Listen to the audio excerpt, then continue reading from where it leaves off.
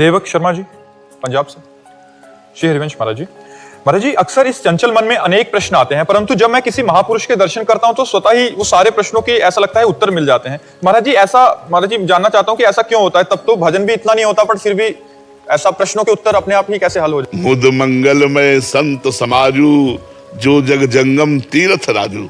संतों का जो समाज, जो भगवान को वास्तविक भजते हैं, वो मूर्तिमान तीर्थ राज है। उनके दर्शन संत दर्श जी में पातक तरे। संतों के दर्शन मात्र से पाप नष्ट हो जाते हैं। संतों के दर्शन मात्र से अच्छे मार्ग में चलने की प्रेरणा होती। संतों के दर्शन मार्ग से गलत मार्ग से घृणा होने लगती। क्यों? क्योंकि वे सच्चिदानंद भगवान में निरंतर लगे रहते हैं, अपने चित्त को लगाए रहते हैं। तो संतों के सामने जाना और उनके सामने बैठते ही सब कुछ भूल जाना, केवल भगवान याद आना, यही तो संतों की महिमा है। अगर हम उनकी बात मान लें, उनकी आज्ञा पे चले, तो इसी जन्म में हमें भगवत प्राप्ति हो जाए, इसी जन्म में हम कृतार्थ हो जाए। गृहस्थ विरक्त भगवान ये नहीं देखते, भगवान देखते हैं प्रेम। देखो, दंडकारण्य के ऋषि विरक्त हैं सब, और मैया सबरी के प्रभु बेर पा रहे, ना किसी ऋषि के आ गए, किसी ऋषि के आ नहीं गए।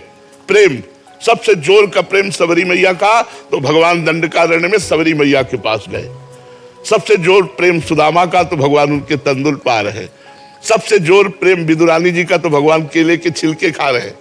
प्रेम, भगवान गृहस्थ विरक्त नहीं देखते, प्रेम देखते। तो जो भजन करने वाला है, भगवान में चित्त जोड़े है, जब हम उसके पास बैठते हैं तो मन को शांति मिलती है, दर्शन से सुख मिलता है, हृदय प्रश्न रहित होने लगता है, हृदय में एक जलन भी होती है। संतों के दर्शन से एक जलन भी होती है, मैं गलत कार्य करता हूं, अब नहीं करूंगा, ऐसा आने लगता है संतों के दर्शन से। इसीलिए संतों के दर्शन करने लोग जाते हैं कि भगवान के प्रति हमारा उत्साह बढ़े और गंदे बातें हमारे अंदर से हटे। ये संतों के दर्शन से, उनके संभाषण से प्राप्त होती है।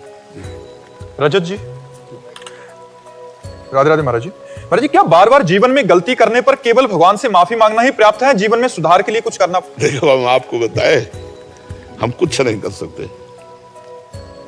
सब लोग बैठे हो, हमारी बात ध्यान से सुनना, हम कुछ नहीं कर सकते। एक बार गलती होती है, हम कसम खाते हैं, फिर वही गलती हो जाती है, फिर हम रोते हैं, फिर वही गलती हो जाती है। हम भगवान से प्रार्थना करें और नाम जप करें, वही हमें बल दे सकते हैं। दूसरी बात, हम तो अपने को नहीं देखा कि हम गलती छोड़ पावे। हम अपनी बात कहते हैं अपने हृदय की कि हम गलती छोड़ पावे, इतना समर्थ हम अपने को नहीं देखा। भगवान ने छुड़ा दिया, ये हमने देखा। हम नहीं छोड़ सकते।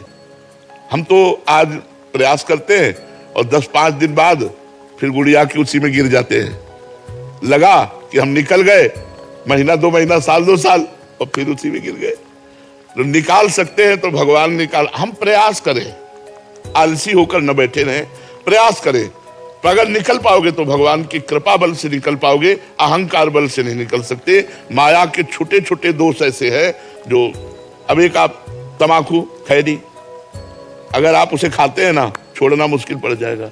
चाय, बीड़ी, सिगरेट, छोटी छोटी चीजें ऐसी हैं कि लगेगा हम इनके बिना जी नहीं सकते, नहीं लगे। छोटी छोटी चीजें ऐसी हैं, हमें बांध लेती हैं, जो हम निकल नहीं पाते।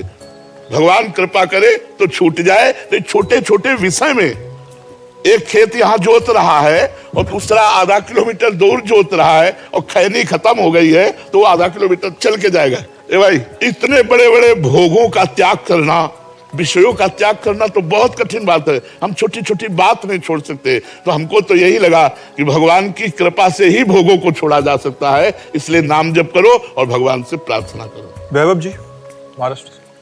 राधे राधे महाराज जी। महाराज जी, ईश्वर का वास कहाँ है?